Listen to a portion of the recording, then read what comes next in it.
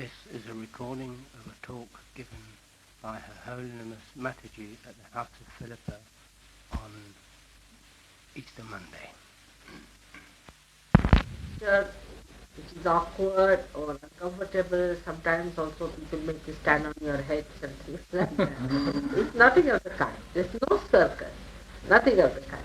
Neither you should not have a body of a particular size, it's not important. The main thing is you must be comfortable so that your attention does not go to things which are of just nuisance value. See? So you should be absolutely comfortable. If you can take a chair, let him have a chair. It will be a good idea, yes. It will be a very good idea. And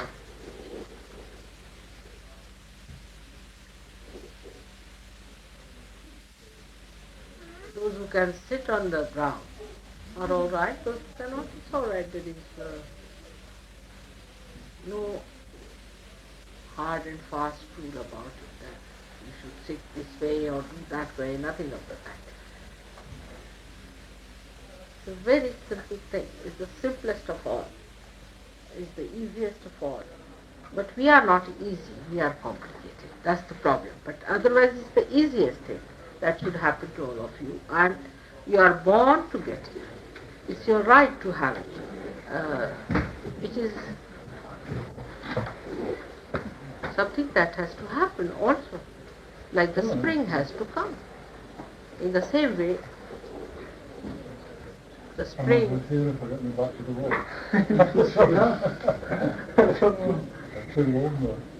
Immediately. All right, just put it down there. If you can ready, you can put your forward one and just you can.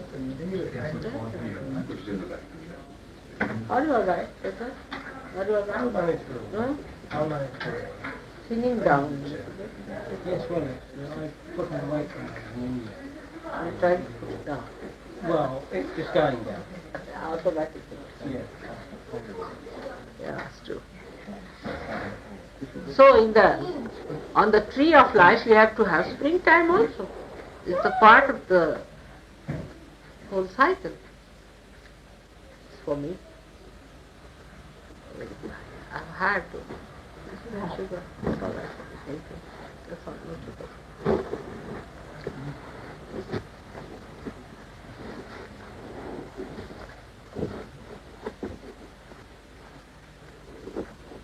People are expecting Sahaja Yoga, no doubt. When they talk, when they write, when they express themselves, you can see very clearly that they are expecting some sort of a breakthrough. Sort of, they have reached a certain frantic condition in which they expect there has to be something. Otherwise, how can they explain the creation? How can they explain God? How can they explain that there is some force which is looking after them?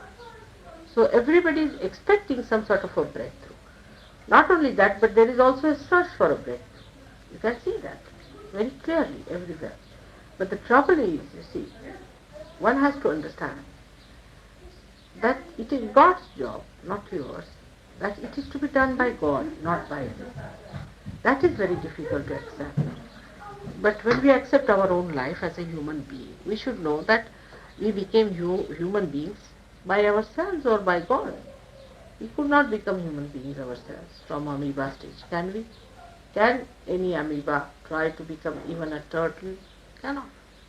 So how did we become human beings? By some sort of a force or some sort of an energy or some sort of a guiding hand which brought forth this happening that we became human beings.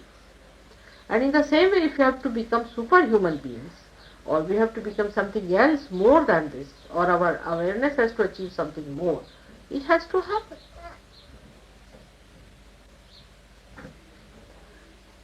Only thing, if we had not spoiled ourselves, our own being, it is perfectly all right. There's no need to do anything extraordinary.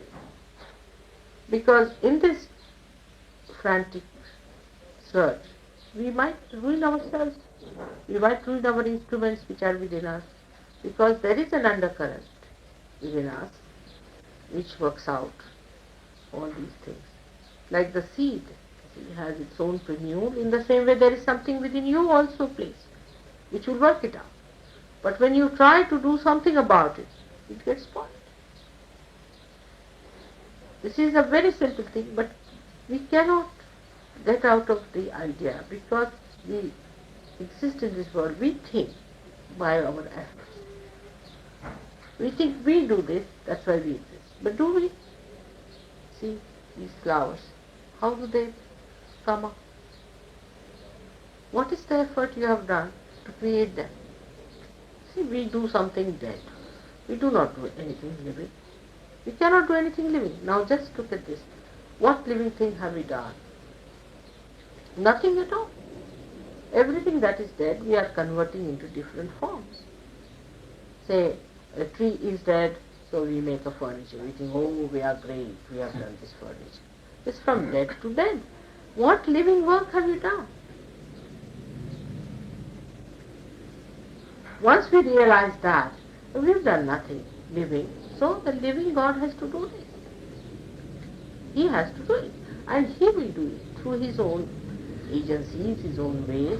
He is not going to make you do it. Then He has never asked you to do anything. Why should He now trouble you? He has created you in His own love. This beautiful universe He has created for you to enjoy. But this is all a brainwash as long as you do not have the sensitivity to enjoy. But the sensitivity is lost. Moreover, the sensitivity which is lost has to be again manifested in a different way to really absorb the beauty, the joy that God has created for you. It's a very delicate instrument which lies within you. They have told you that it is called as Kundalini. Of course, they have played havoc with it. You know that. They have really made a mess out of this word Kundalini. They have ruined, completely ruined. And that's how they have ruined your inner being. It's shocking. It's really shocking. And in your frantic search, you also believe these horrible people who are just out to ruin you. These people have no relationship with reality. They don't know who is Christ. They don't know who is Muhammad. They don't know who is Nana. They don't know anything about the great incarnations who came on this earth. They don't want to talk about it. There is no relationship. There is no historical background to what they are saying. After all, if there's a tree, then everything living comes in a process. This has a history. It was a seed first, then it grew up to this stage. And even a seed has a history, that it was a fruit and then a flower. So when these people just start talking to you offhand, without any relationship to the historical background or to the, you can say, to the surroundings, they are just, in English language you can say they are talking nuts. But why do we believe in them? Because they have something in them by which they control us. Now you have your own conceptions about God, that God should be like this, God should be like that. This conception is your own. How is it your own? How do you say that God should be like this or like that? What is your idea? Why do you decide that God should be like that?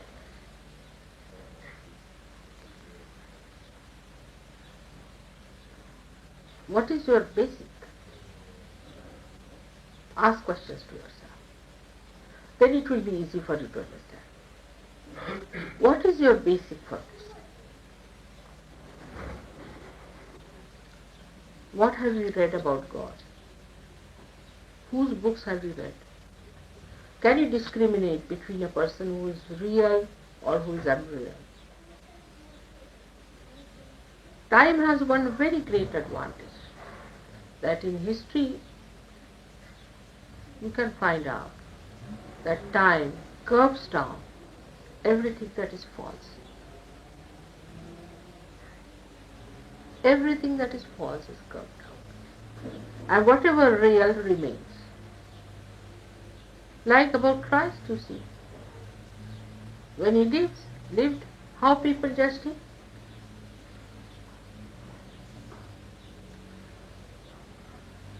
They said, you know what things they have said against him.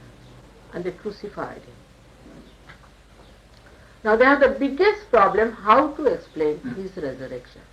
Who has asked them to explain? And why should you explain? What is the need to explain his resurrection? He was resurrected because he was very different from you people are. He was not a human being. You cannot even explain how a flower becomes a fruit, which you see every day, can you?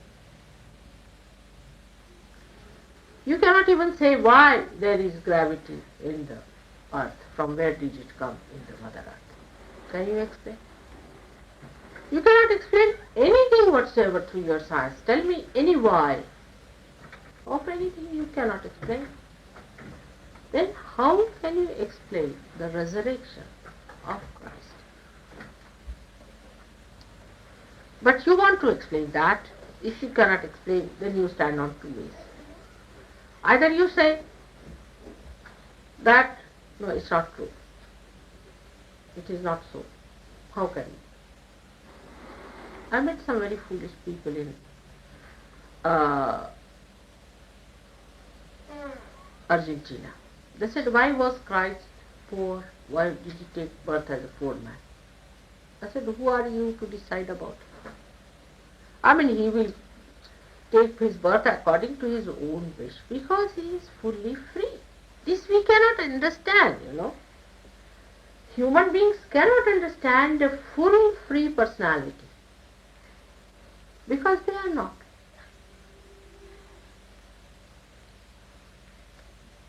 He can take his birth anywhere he wants to take.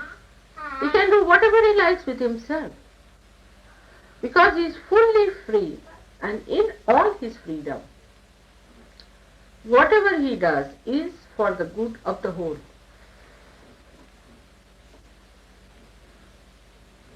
While when we are free, we'll do something that will be absolutely nasty and maybe very much destroy the whole.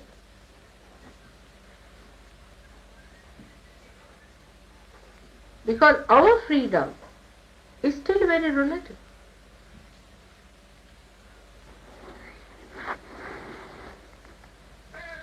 We have no sense of judging a person. Not at all. Because we are not even realized. At least that should happen to human beings, where they achieve a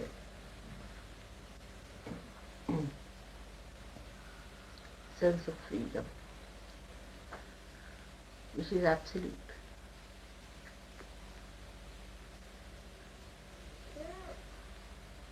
So they have a problem. What is resurrection of Christ?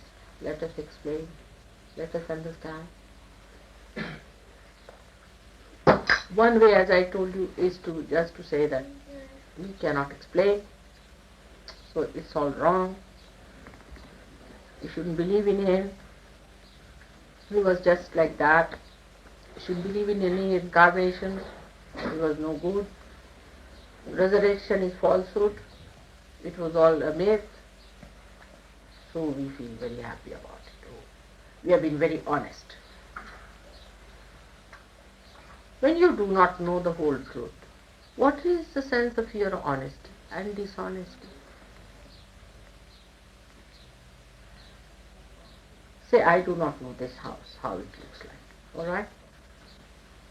Then I should say, I do not know. That's being alright. But then to form a complete idea about this house, even denying it. See, denying it means you are not honest. So this is one way of looking at it, especially the intelligence, you see.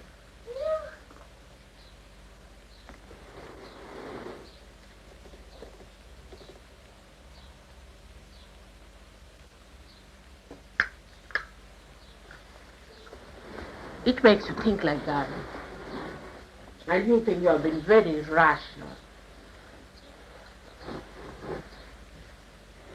But rationality, if it is of that much limited, so egocentric as you can call it, which cannot see things beyond, is no rationality. Why doesn't the rationality claim that perhaps he was resurrected because there was something special about him which we could not understand?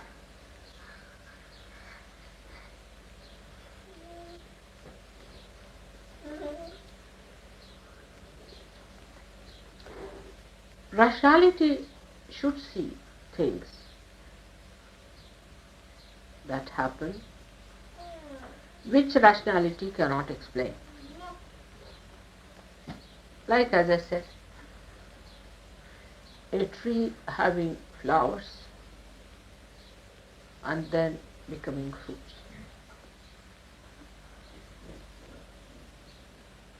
A tree that is a mango tree will give you mangoes.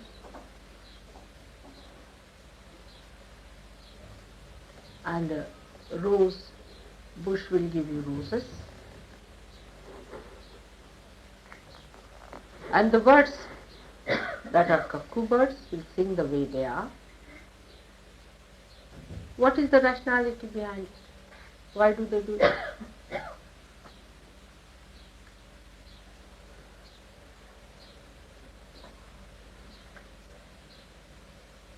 What is their play in this universe?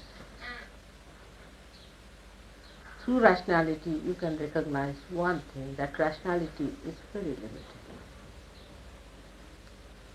It cannot cross the barriers, the limitations of understanding.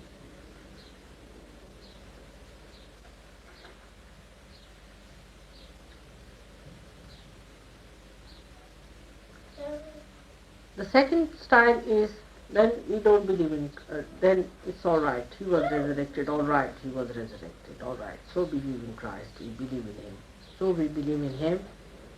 We don't believe in anything else, we just believe in him.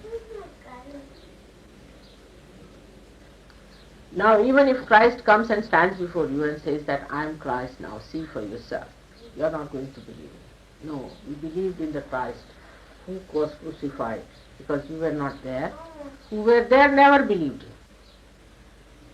But when he comes back and says, no, I am here sitting before you, now you try to recognize me and find out if I am Christ or not. So then we say that, how can that be? We just believe in Christ who died. Now he's finished. Now what do we do with it? This is another style. So we get two extremes. We can say is one side is fanaticism. It's insane, awkward and very detrimental for human growth. And when you turn away from that, from one swing to another, you go to the other side, where you start feeling, oh, how can we believe it? So we do not believe it. So this is the thing, in between these two, today we stand. In many countries, all over the world, all the young people are awakened to this fact that fanaticism is something stupid. So they are moving to the other side, towards the rationality, the intellectualism. But a simple thing one should understand. Does rationality give you joy? It is so dry. You go on building words after words. At the end you are tired, fagged out, jittery. You have had a discussion with an intellectual, say, twice or thrice. You are finished. Better go to a pub. You build up tension. And really you become jittery. I was just now telling, I went to Switzerland and I was surprised the way people were just on it and the way they were arguing. See, this one saying something, the other one saying something, and the whole argument was on and on and on, and people were so jittery. The vibrations were, all the children were shattered as if they were moving on a, what do you call that, wheel. You know, as if the wheel is rotating and the people are moving on the wheel. And so much shattered and everybody was shaking like that. I said, what sort of vibrations will be there? Children themselves were so upset. And the whole atmosphere was so beautiful. The nature was so beautiful. Nature was looking absolutely tired, fagged out, and dissatisfied. And the people were, I don't know what they were busy with. Their brains were shooting off and they were all very, very speedy, extremely speedy. So what have they achieved? Are they happy? Has that rationality done any good to them? Nobody seemed to be happy in that affluent country where rationality is the way they look at things.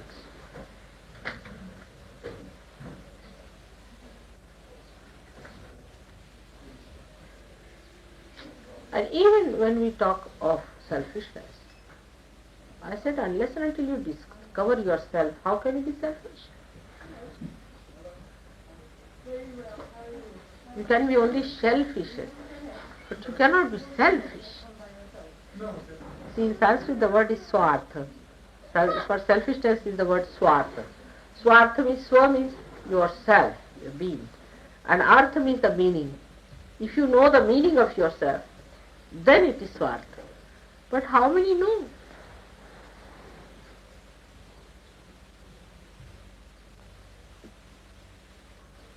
If there is an undercurrent working out, if there is something that is working it out, then it would be a folly not to expose ourselves to that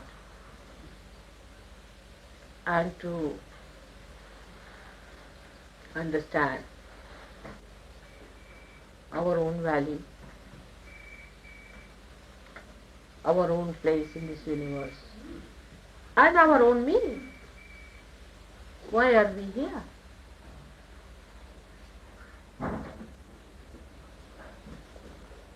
So rationality, if it is based on wisdom, then you can see very clearly that it is wise to wait and see.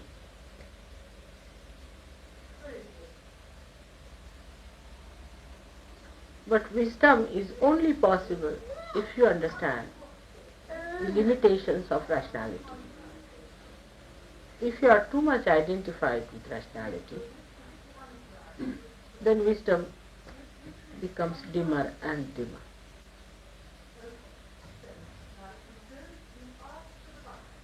But we have to know ourselves. That's very important.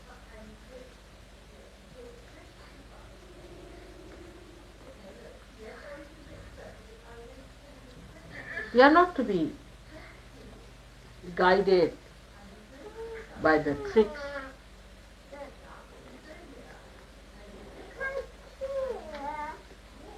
of people who just want to make money or make some sort of a reputation, or I don't know what they want to make out of themselves. But what we have to do is to really know ourselves.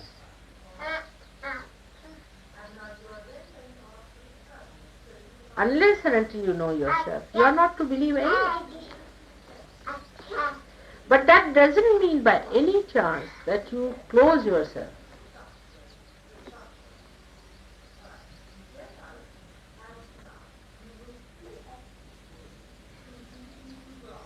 Best way to know this house is to come inside this house. In the same way, to know yourself is to enter into your own being.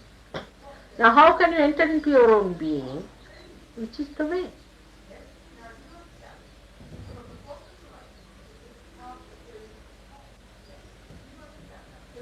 It's a typical human question. How? But I ask you a question. Now, how does a seed grow?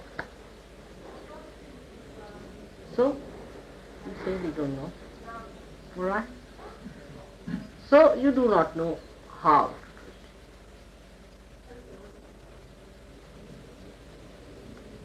Somebody has to know it. If you do not know, say I know.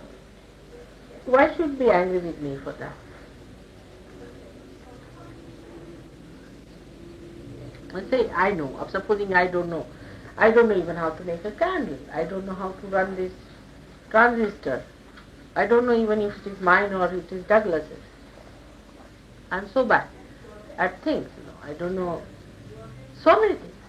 But if I know this, then why should you be angry for that? Well, why should you feel hurt?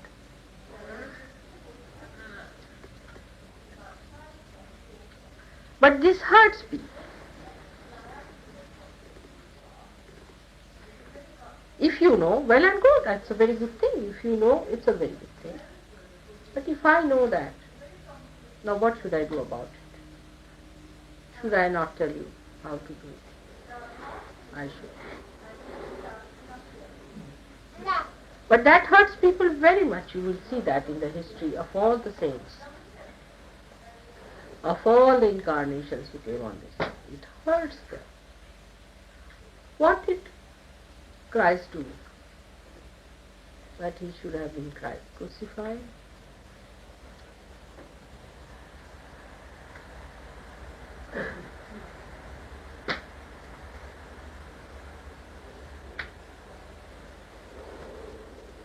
So the question comes in,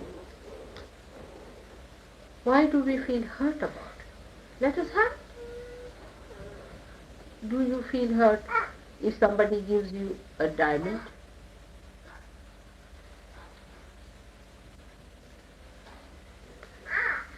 If your property is locked up, will you feel hurt if I tell you that this is your property and you use it?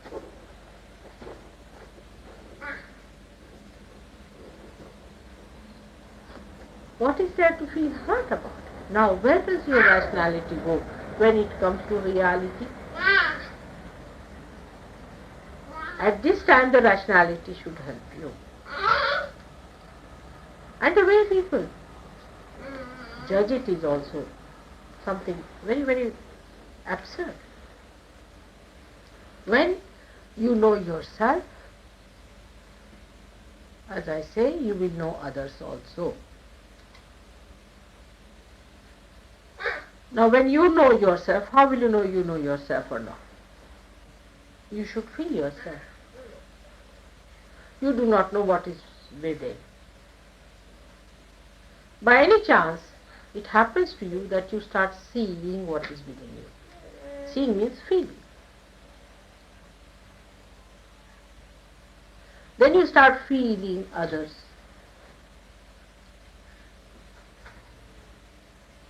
Their inner being and yours.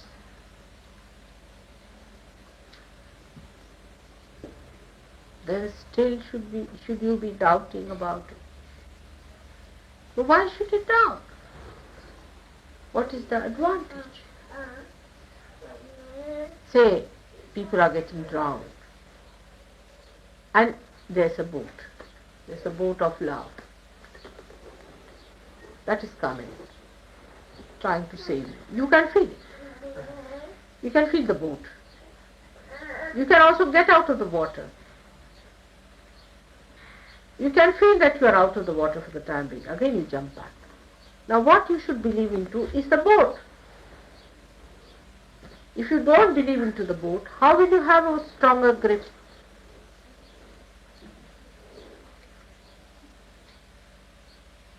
This is the problem. This is the problem of the Western mind. You have to face it. It's not the problem of the Eastern mind so much. They have other problems. They have other terrible problems. But we forget about them. We discuss about our own problems here in this country and around, in all the Western people who have achieved affluence through effort as they think it, who believe in science.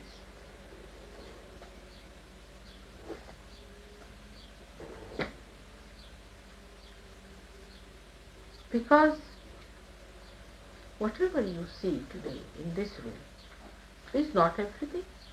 I can prove it to you just now. If you bring a television set, you can see in that those pictures are also here, otherwise how are you getting it? They are in the atmosphere.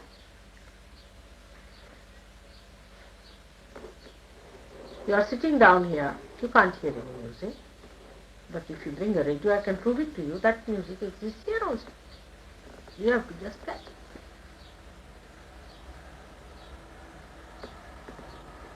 All kinds of music from all over the world. If you have really a very sensitive radio, extremely sensitive, you can catch the music from Timbuktu also. Do we realize that? Even as your awareness is, you have increased it through all these various methods.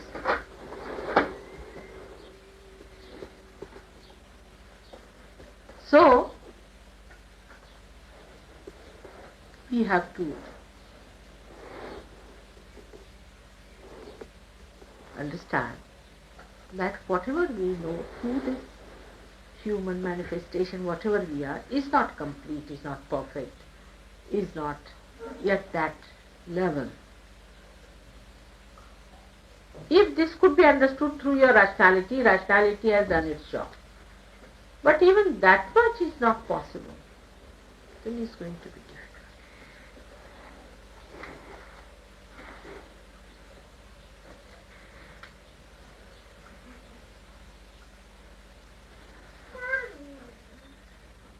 This understanding about yourself has to grow.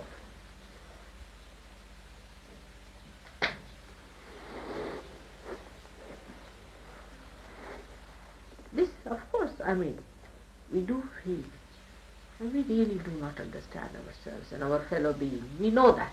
We are sure of that. We are quite sure of that. And that's why we are confused.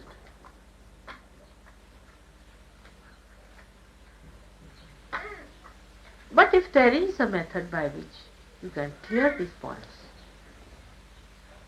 and if it works and clicks in you, then you have to believe into it. That is what is called as faith, and not the blind faith. Why should there be two words like blind faith and faith? If faith means blindness, then there should not be two words. That means there is something like blind faith and there is something like faith. Even in Sanskrit language we have one called as Andhashraddha, another as Shraddha.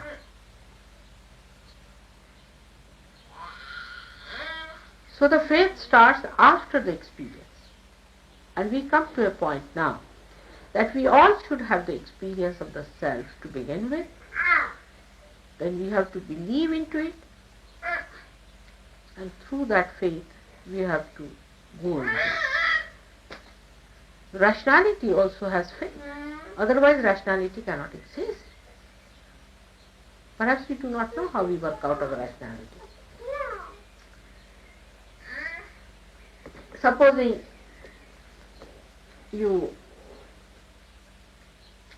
are going by a car and you say, I have no faith in the way the car moves. You get into the car. Then you know the car moves. Yes, it does take you to a particular place.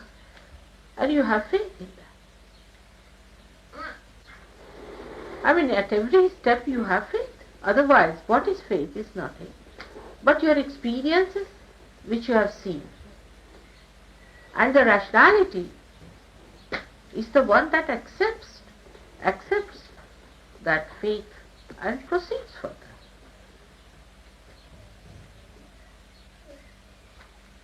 In everything that you do out of rationality, you do not go further unless and until you have faith in what you are doing is correct. You have to believe into it. Otherwise, you cannot exercise your rationality. Do you follow this point?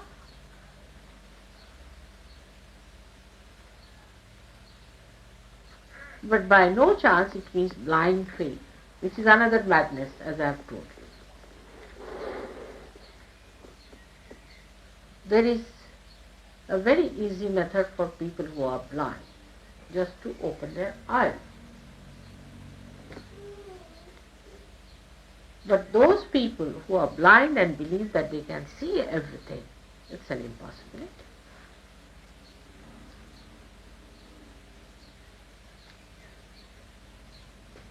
Those who say we are blindly following something, then you can say, all right, if you are blindly following, we will show you where you are going. You can hold their hand and put them on the right track and can open their eyes.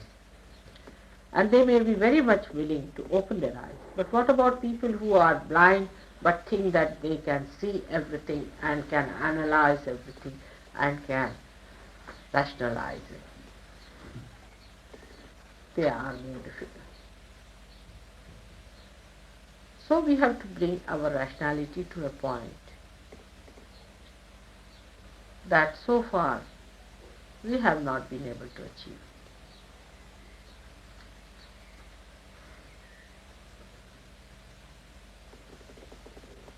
Let us have it.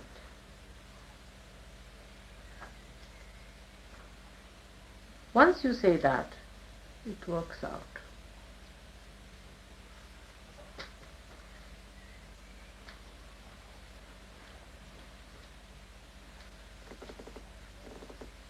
In some people, I have seen Sahaja Yoga works wonders, works very fast. They jump into it much more faster than others. Some of them really go very deep into it and they settle down there. In some people, it works very slowly. In some people, they think they have gone very deep, but they come out very fast. So one has to know it is for your own good. It is for your own selfishness, because that goes into our rationality. If something is for our selfishness, we understand it better. But it is 100% it is for your selfishness. And for the selfishness of the whole of which you are a part and parcel. It is the method of love of God. Because God loves you, He has done all this. He wants to entertain you. He wants you to grow big, to mature,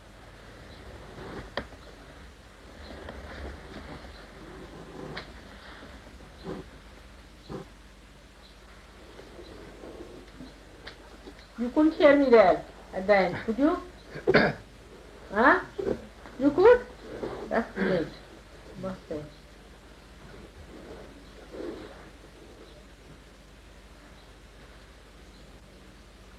What's it? Some questions should be there. It's too many. Too many are there? I know. What's it? I'm just new to Sahaja Yoga. Yeah. What should I be doing? That's it. See, that's what I said. You are not to do anything about it. See? First, it's like the people are drowning themselves, say, an example I'm saying. And then they have to be saved. Now who does that is a swimmer. Then you come to the shore and you learn the swimming, the complete. When you know all that swimming, then you can help others also. It is as simple as that. Now this, say, one is enlightened, but I have a candle which is not yet. Just have to place it like that. It's just done. You are built in. Everything is there. You are computerized already. The computer is in. Only you have to be put to the main.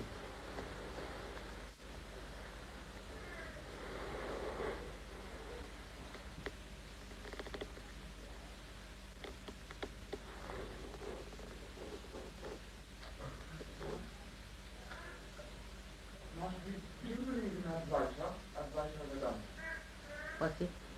Do you believe in Advaita Vedanta? What is Vedanta? Advaita Vedanta. Who is this one? Come forward.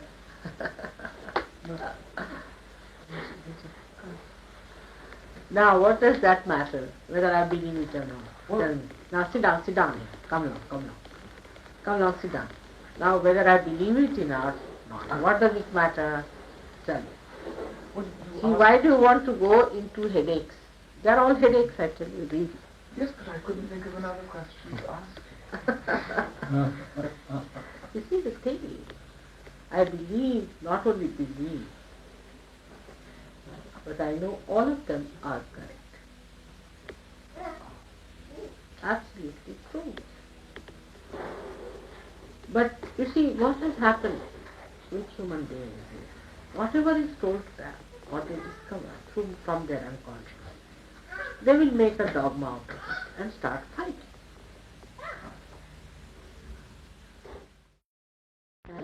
Because all of you, I would say those who look at it, all of them, have only one eye and that too partly opened.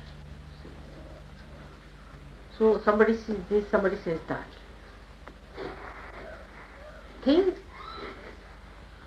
that can be seen clearly only when you are fully open to it, isn't it? Now you come in this room, for example, and the whole thing is all darkness, I can't see anything. So I jump onto this table and say, this is the thing. Then I say, this picture is the thing. Then I see this light is the room. It is like that. So whatever is discovered in Vedanta, though quite clear to me, is not clear to them. It's so simple, I'll tell you about. Recently, I asked them, why do they go for philanthropic work for Christianity? I just couldn't understand. See, I said, did Christ say so? Anywhere in the Bible? Because I have not read it. I haven't read Vedanta either, for your information. But I know what it is. So I said, did he say anywhere or in the Bible is it written that there should be philanthropic work done by Christians? They said, no, but it happened once, you see, when Mari Magdalene wanted to anoint him with some oil. Judas said, why should you do it? Why shouldn't you try to use this oil, sell it and make money and give it to the poor? Typical, you know, philanthropic. So Christ said that poor are with you all the time, headaches, you see. But I am with you for a short time. He tried to emphasize the importance of divinity, of divine life. That is the important thing for Christians. But if this is the example for it, I mean, this is stupidity. So, if you go into the arguments and to the finding out of all the different Vedantic ideals and things like that, it will be another sort of a problem. But the best way to see the unity of it is to go to the point where you are united. Like now say, if you say, do you believe in this flower? And then another will say, do you believe in that flower? No, I believe in all of them. How? Because if I am in the sun, I believe into all of them. So let us go to that point which is universally supplying knowledge to all of these branches, alright? If you reach there, then you will be amazed to see how this diversity has such a unity in it. You have to go to that unifying factor to see these so-called diverse things having the same unifying power in it. Alright?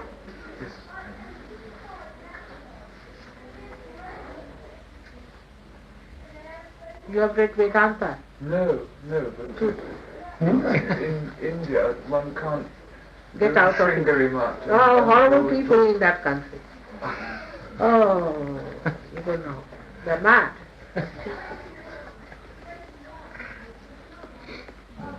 Real mad, actually. Don't go near them. Rakshas. Asuras. Asuras. They are Rakshasas, real Rakshasas some of them are. Imagine they challenged Adi Shankaracharya himself. When he wrote his Viveka Chudamani, they got after his life. So he gave up everything. He said, alright, I will just sing the praise of the mother, finished. I'm not going to talk. They were a very clever man though. Oh, such a sweet.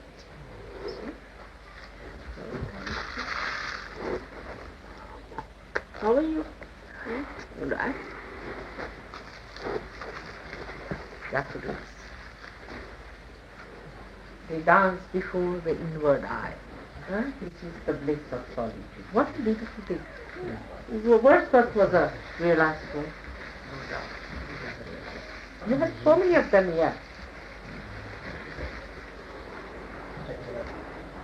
So this is the problem. You can't just get out of it. If you go to India, there's a lot of muck around.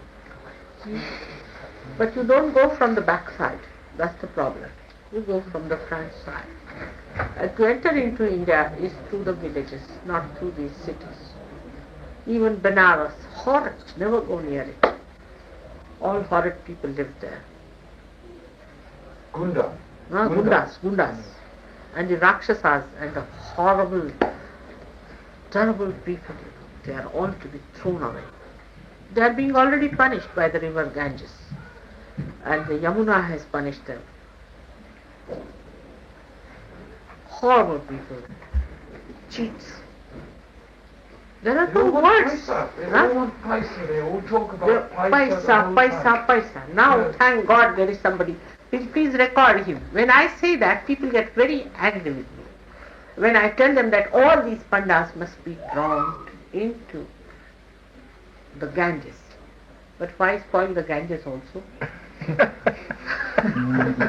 You can find some better place to drown them. But how are you impressed by them? Indians are not impressed by them. I'm surprised. How are you impressed by these horrible hypocrites? Mataji, can I come in there? I'm not actually an Indian-born Indian. I'm an African Indian. I was born in Africa, but I know a lot about India. And when you say they are not impressed by it, like, Shankaracharya and... Shankaracharya they are, but not by these horrible gundas who live in the temples and things and sell hashish. True, but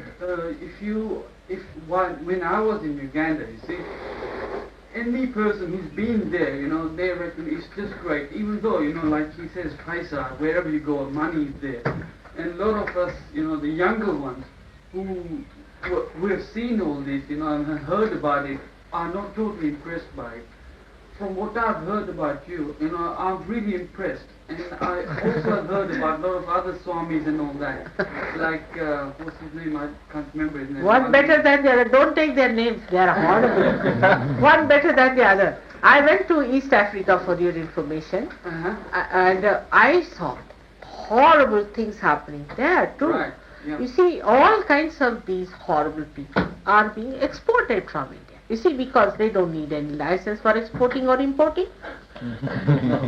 And they very nicely go and settle down. In East Africa, there might be hundreds of these thugs sitting down there doing puja, this, that, and collecting all kinds of people around and exploiting them. And East Africans are very traditional people. You see, they went there long time back. They are still keeping up the traditions and this. Right.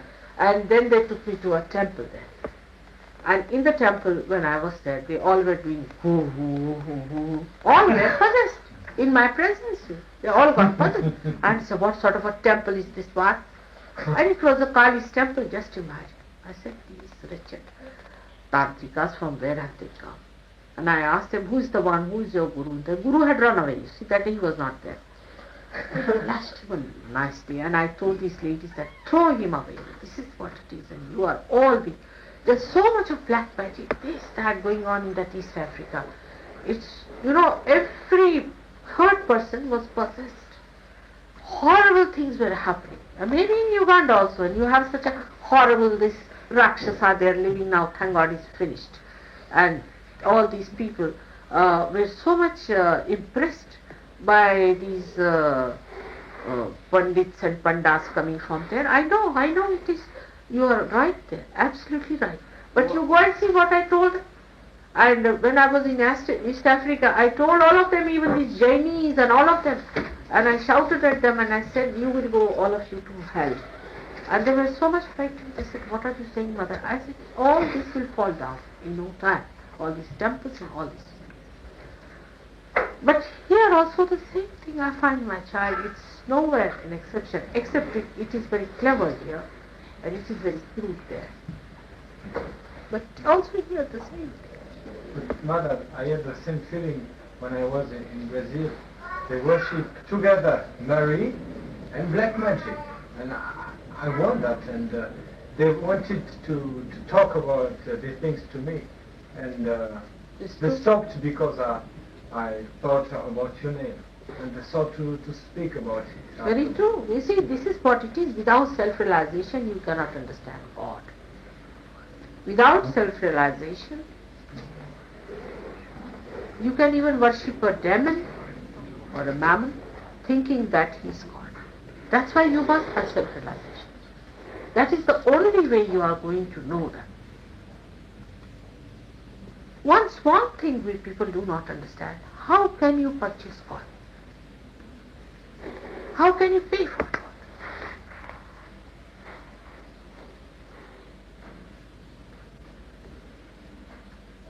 In East Africa, I know, it was so people were mad, you don't know. And my host himself, his wife, was so sick.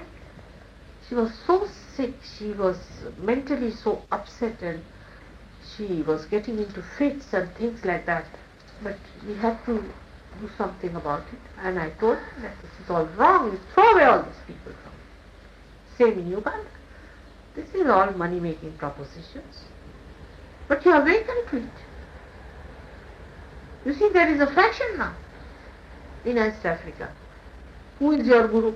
Everybody must have a tail here. They must have a guru. Why must you have a guru? I can't understand. But you do not know whether he is a guru or he is a Rakshasa. Well, you see, when I mention that sort of thing, they tell me that when I talk about you to them, it's the same thing. They say, well, if she's to you so much, he is to me just as much, you see. But what have you gained is the point you should ask them. All right, you should say that. What has he given you? You have given him money, you have given him fruits, you have given him clothes, you have done everything. What has he given you? He is suffering from all kinds of diseases. What has he given? You see, if he is at a higher position, we should get something from that, isn't it? What has he given you? But when you come to Sahaja Yoga, what happens to you? You are physically, mentally, emotionally, you are put right. Spiritually, you start feeling the vibrations. You can cure people. You know there are many Sahaja Yogis who have cured people. You can cure cancer.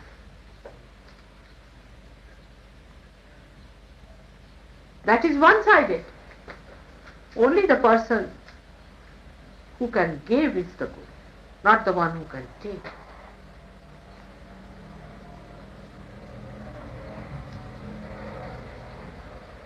That's why it's called as Guru.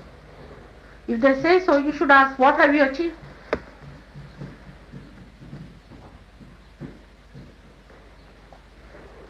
Only you have cleared out with your purses, given away all that you possessed. Now you have become a beggar. That's what you have achieved. They are possessed by these people. That's why they can't see.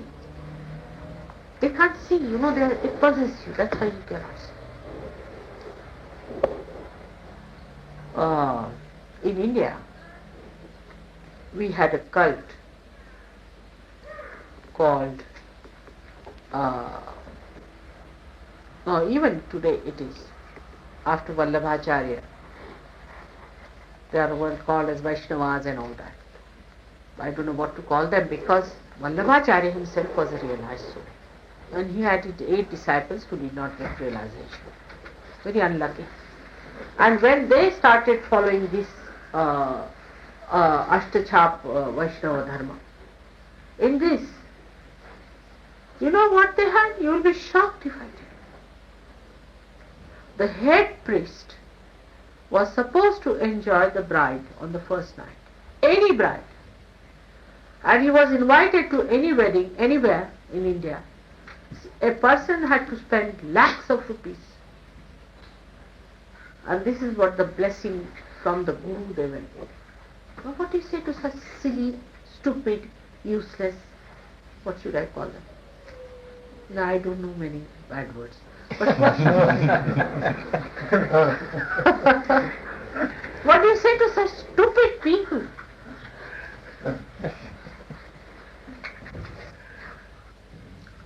You see, that's why we need intelligent people for Sahaja Yoga, to understand. But not intellectuals. There's a difference between the two. You should be intelligent. Intellectuals are the people who just enjoy the mental feats, like circus. They are nowhere, they are just moving in the same. There is nowhere. Yes, somersaults, you see, some somersaults they also have. But this is very true. This kind of fanaticism is there. But you young people can fight it out. That's why you are born at this time and you are young. You have to tell them that this is wrong. And very, also I must say, in East Africa, within 8 days' time, there was such a change, tremendous change came. And they were quite elderly people also. Even I went to actually the Jainis had arranged my program, then I gave them right and left there all about Jainism and about Mahavira. I told them, what are you doing? This is not Jainism. Not a word.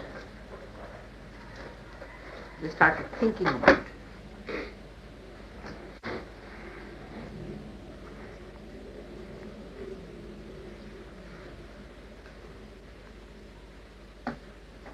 So it is true, they are like that. It's a sad thing. But there is a trick in Sahaja Yoga by which you can turn them around. I will tell you later on. There are lots of tricks by which we can make these people come around.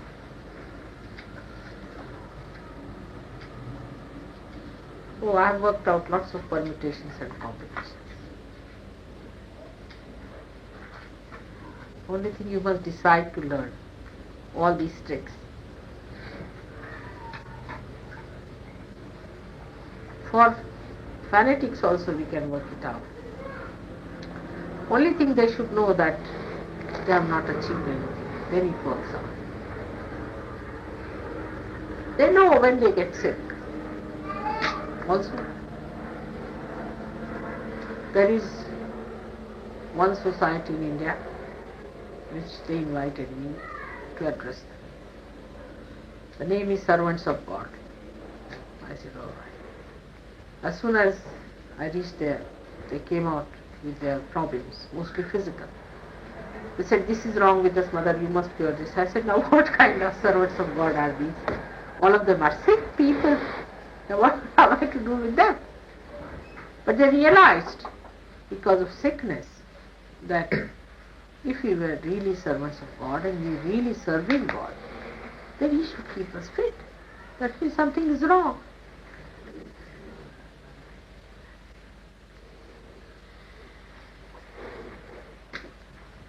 So all those who have been to India before getting realization, raise your hands, I wanted to see. Before getting realization. Went to India.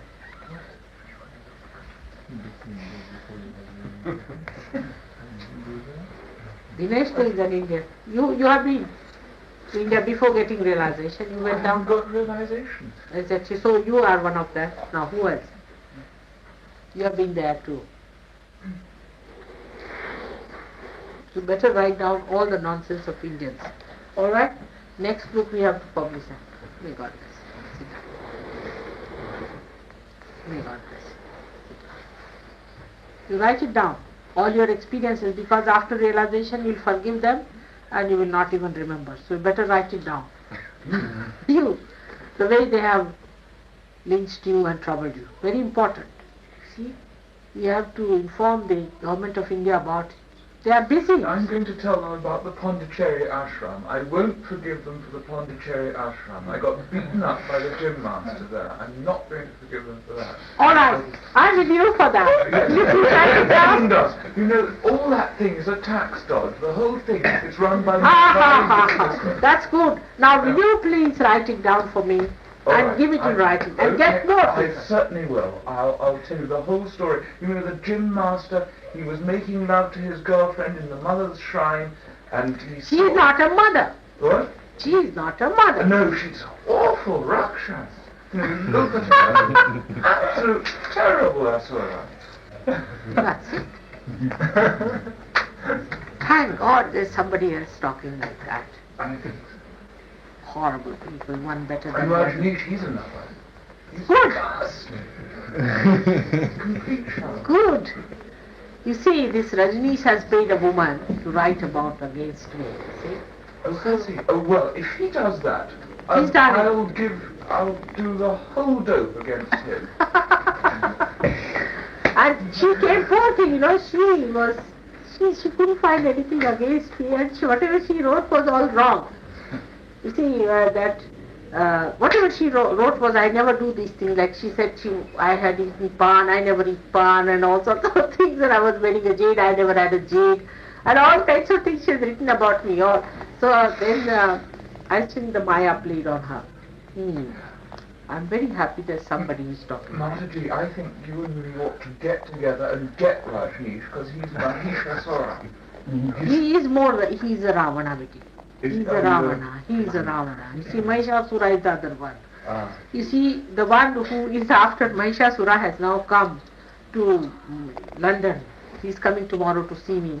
He is this Mahishasura, as you know, is this Asatya Baba.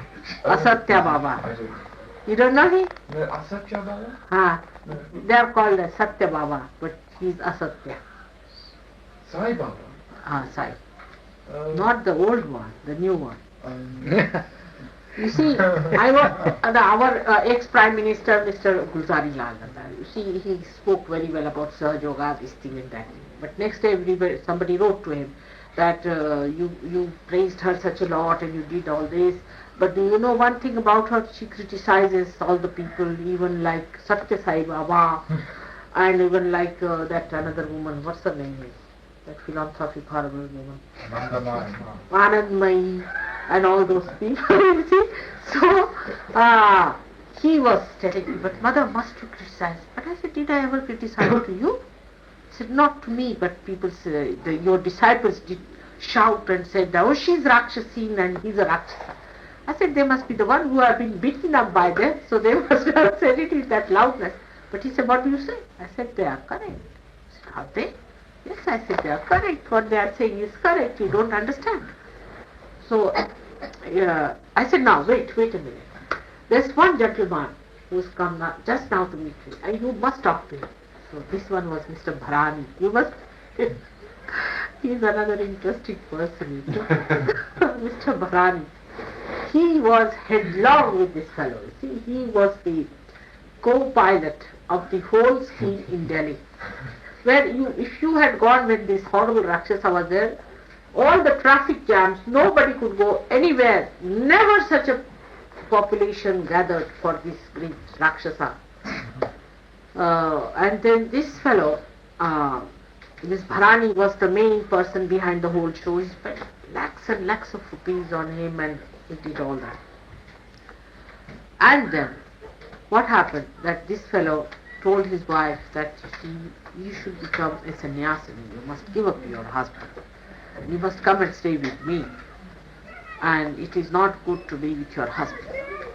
He managed to take all the money and the property she had with her, all ornaments and everything, and she went down to his ashram. Now this Bharani has now realized that he is being befooled. So he came to see me first day. He was in a terrible anger, and he said, that mother, if you don't mind, I want to tell you something. I said, you see, I will mind if you say something which is not decent, because be careful about me. You must not say indecent things to me. He said, no, not indecent to you, mother, but I want to tell you something about someone whom people regard as a guru. I said, all right, you tell me. I know about you, you are going to tell. So I told him, it is Asatya Baba. He said, how do you know? I said, I can see what you are catching from your chakras, that he has affected you.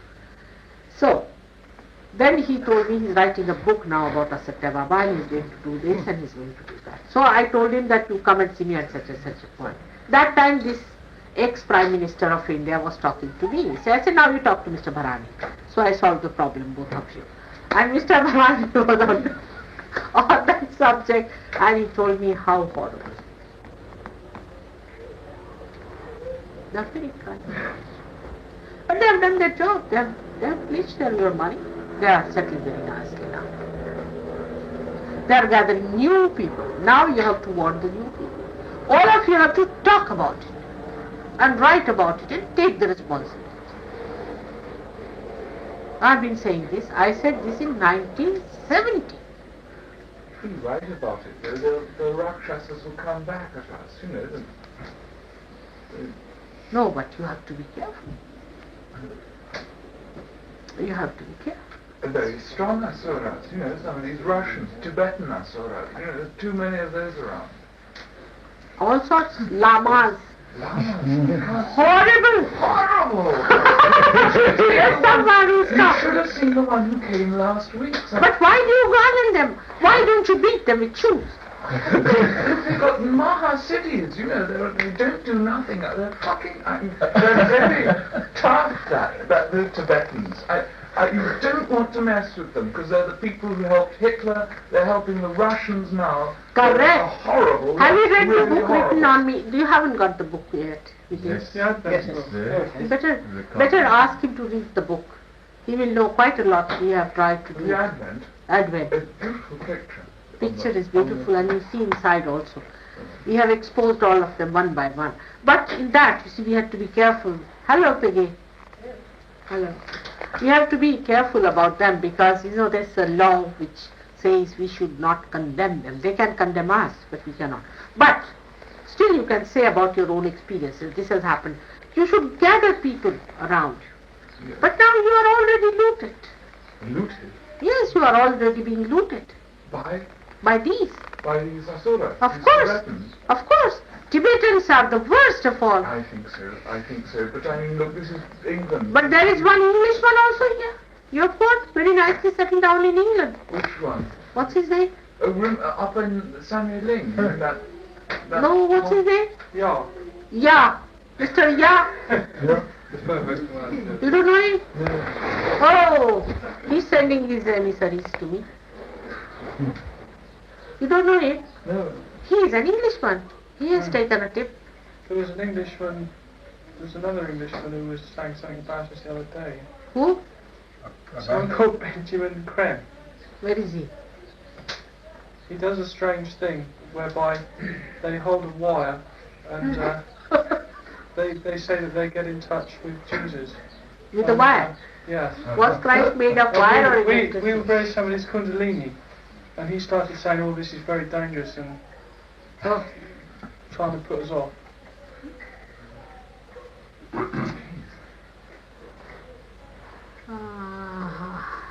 What's name you said? Benjamin Cream. Cream. Or Creme. Creme. C-R-E-M-E. He's the one about the coming world teacher. That's right. Oh, that one? Yeah. Oh, they have a pyramid. Oh, yes, I've seen that before. It's an old one. It was not very lucky because I was standing just in front of it, and your picture was just faced this guru, so I think it was not very lucky. And he started shaking. What happened? No, a person came and we raised their kundalini and he started saying, oh, this is very dangerous, I'm surprised they're allowed to do it and this sort of business. But he ran away. He disappeared for the rest of the afternoon. And everybody wondered what we were doing, you see. The people who were with him sort of wondered what we were doing. And I wish I had said something to him. I think that time has come. Already the way you are doing it. Do that emphatically. Do that emphatically. Do this condemning them with that emphasis. But what happens after realization? You become mild. You lose interest in them. No, but you have to think of others. You see, there are so many who are going to be lynched. So many are going to be really fleeced out. Be careful. You have to do that. For others, you have to do.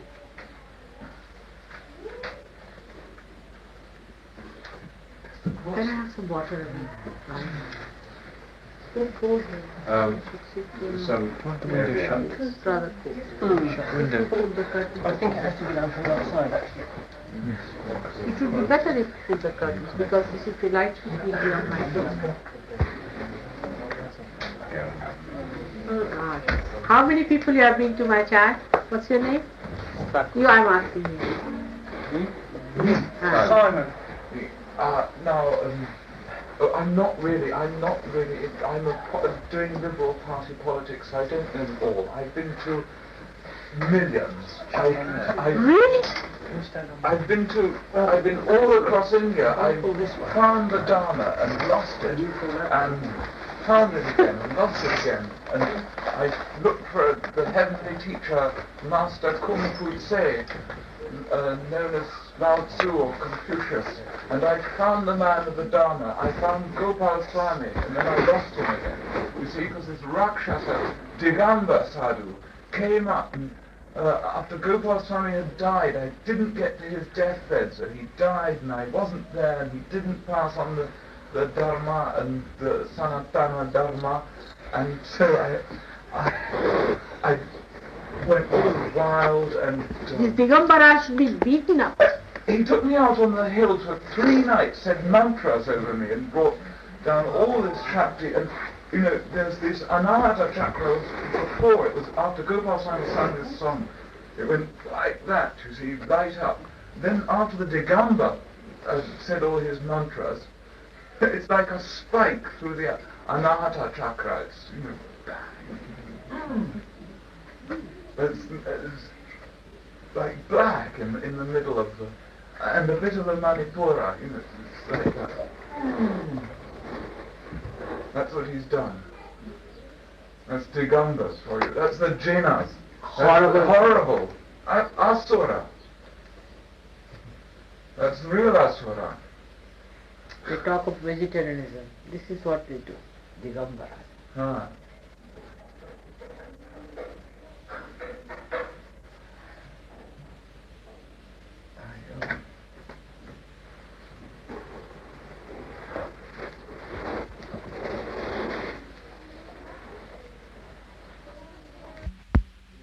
Himself. Hum shaitan, shaitan. Tum jao kya tu les. Hum shaitan. Correct? Ah. Who this Digambara said? Ah. Horrible.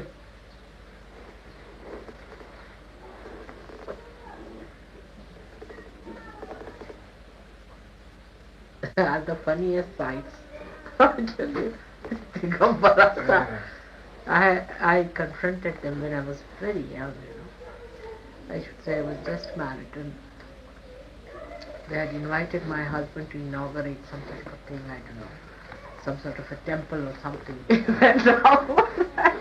And there were about 40 of these Digambaras. But Dig means directions, you see, and direction, and Ambar means the cloth. So they have no clothes. Directions are their clothes. Imagine all these horrible people sitting on a stage, and we both were sitting in front of them, and they were scratching themselves, and horrible people. I looked at them ghastly. 40 of them, you see. My husband looked at me and said, what is this child? I said, I don't know. This is the first time I'm facing this horrible 30 people. I don't know what to call them. And everybody was very much surrendered to them. After 10 minutes, we just couldn't manage. I came out and I was vomiting and vomiting and vomiting. So horrible things. I think it's disgusting. Why do I do around? So now you are in politics, that's another nonsense. Not at all. I'd never admit that. We want a Liberal Party governor. Oh, that's good. I'm with them. Good. I'm with them. Yes, I'm with them. But, you see, we have to enter politics after some time, perhaps, maybe.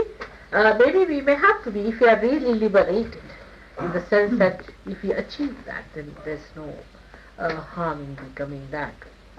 But just now let us concentrate on assuming our own powers, and then only we have to fight it out, because even our laws are not such.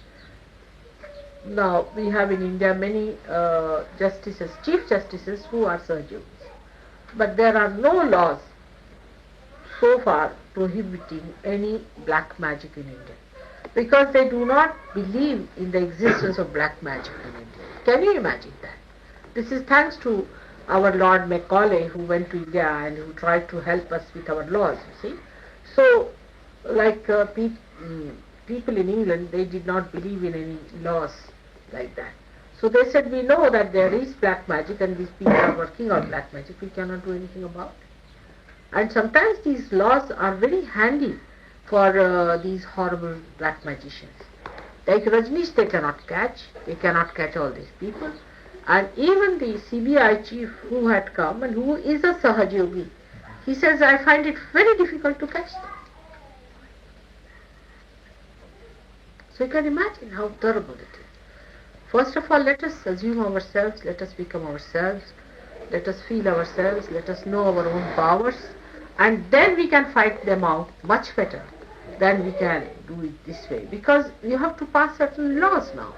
You have to bring the attention of the people to this dimension, which is not known to them, and they think this is unknown, and that's why it is something divine. This is the confusion which we have to clear up.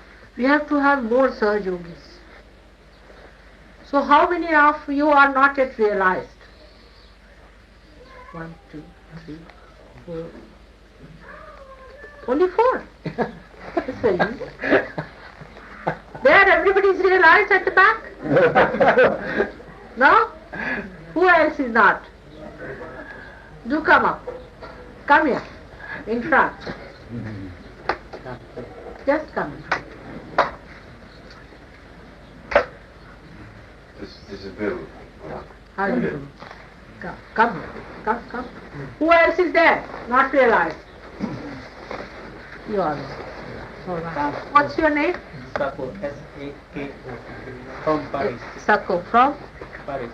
From Paris? Yes. Oh, I see. He came to the ashram yesterday. He came to the ashram, is it? You see, you are otherwise from Mauritius? No, from Africa, West Africa, Mali. West, what part? What? Mali, near Algeria. Oh, I see. We have an Algerian here. Oh dear. Yes, we have an Algerian. Oh, good. Yeah. We have from Mauritius also. We had met people from Mauritius, don't you think so?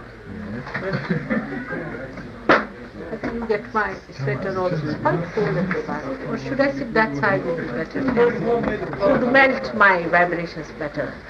Can you bring... But what are these vibrations? What you have got is something so great that you cannot achieve it. So there must be something in it, in Sahaja Yoga, that you have got. Now what is so special about them? What happens to you after receiving realization? What you can work it out? How it works within you? You first work on these things. Do not divert your attention to other things. First of all, you settle down with it seriously and find out what are these vibrations. How are they helping you? How are they helping others? What changes are coming within you? You should go that way. But in case you find it absolute transformation within you, you find it's absolute joy and happiness within you, then you don't have to think about these things. But it is so funny that the human mind doesn't stop easily. You see, it will come back. It will put doubts into you. So what? You've got vibrations, so what? All sorts of things will be there. One of the reasons why in the West we do not also understand about these vibrations, because it is not talked about. People do not know, but Indians know it. So there is no argument on this point. Once they get the vibrations, they know it means something. But here we do not know. You see, so we do not know what they are. Now what are these vibrations and how they come to us? This is to be understood in full way, not in a haphazard. So like a seeker, you must humble down yourself and now see for yourself how these vibrations work out. How you can raise the kundalini, how can you give realization to others, how you can work it out. So for this you have to come to different programs we have. Settle down with yourself. Settle down these vibrations within you, how to maneuver them, how to decode them, what means what, these vibrations, what finger means what. Then you have to verify it and find out if it is true or not. Work on other people, and that's how it is going to settle. Because in this country I have seen that. We give realization to many. Now I become very cautious. Then what happens? They go home. Then it starts working in their mind the whole thing. Because still the mind is not steady, and the ego, she might come up and give you some ideas, or a superego might come and give you some ideas.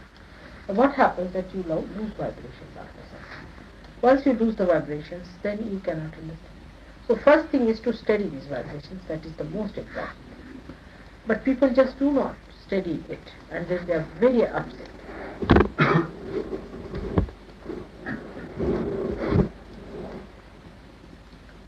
I would advise you that you should go through the... Have you got those books and pamphlets with you?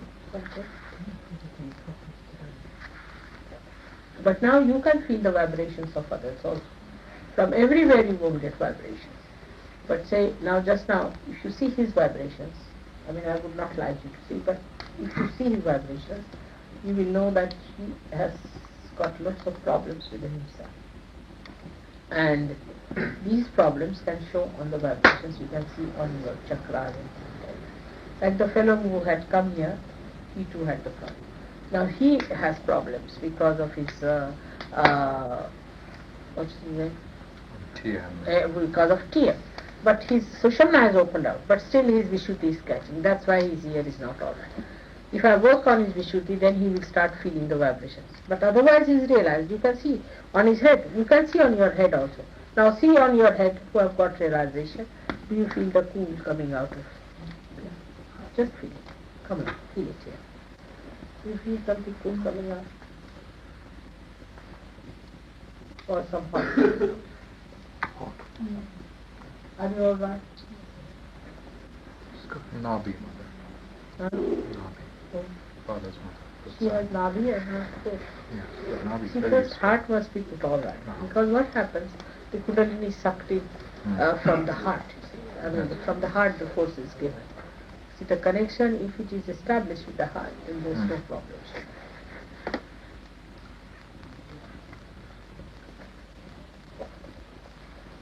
First is first heart, then Navi. See, when it reaches that stage of heart, you should attend to heart first, and then to the Navi. Sort of it's quite a... As the heart is the center. After all, that is the alarming thing. Yes.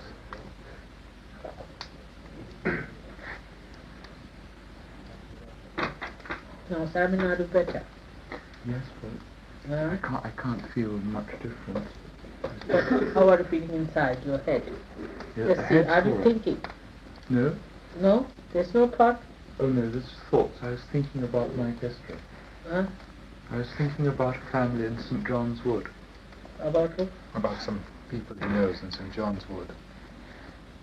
Alright, now you just tell yourself, I'm not going to think. Now turn down. You turn down, alright? You try one thing. You come round and sit here. And you just say, without thinking, you see my face, alright? Oh.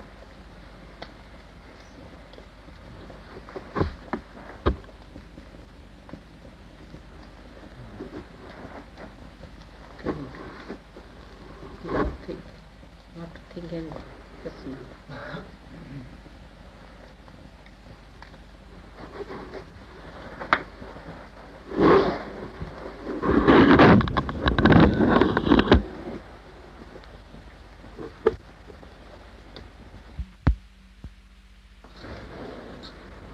You have to try simple things. Now, see, put your hands to yourself.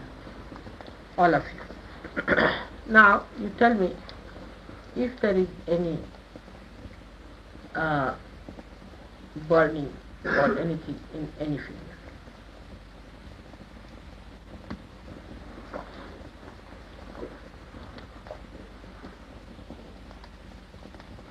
Nothing yet. Huh? Both the navi. Correct. Now, just see. You will know. Gradually. You see, this is the sensitivity one has to develop. Alright? Gradually. Because just now you are so enamored, so much of flow is there, that you are not feeling it. Are you feeling it? It's correct. From there you can feel it. Correct? Your heart is released. Because, you see, when it shows on the heart, you have to be careful. That works on the existence. That can be very temporary, but must be released first. So at a very deep heart, No. You see, it starts when the thing reaches a certain height. You see, any chakra, it will show the heart. Naturally. Takes on the existence. No. Are you better? Better now? I can't feel any difference.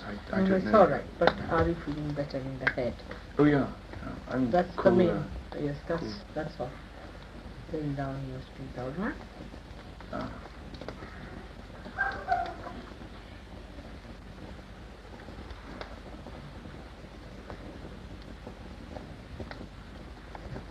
You've done too much of reading. What's your age? 27. And you have read so much? Yes. Really? I said today, how can I read the Liberal Party manifesto?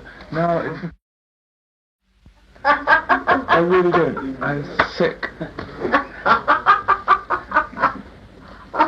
Oh, they have big manifestos. Not one, but three of them if you have to understand. Keep out of it for the time being, alright? Now, it's better? Good? Feeling better? Now, can you feel anything, any one of you? Well, I seem to feel some sort of burning sensation in my thumb. But thumb, in your thumb. All right. Now, let's keep it that. Now, what do you feel? Nothing. All right. Just now he's so much opened up. Now, what about you? Let's see. In this finger. Now. There. All right. So now you have the thumb. And you don't feel anything, no. Then he feels on this finger. All right. So who else is there? What about you? I feel a slight numbness in this thumb and sort of streams coming up. From the downward, from the ear. From just below my fingers. All right. Are you feeling it? Nothing? Just very warm. Just feeling warm. That's all right. That's a good thing. It will become cool now. It's good that is feeling. Now what about you? You said Little finger.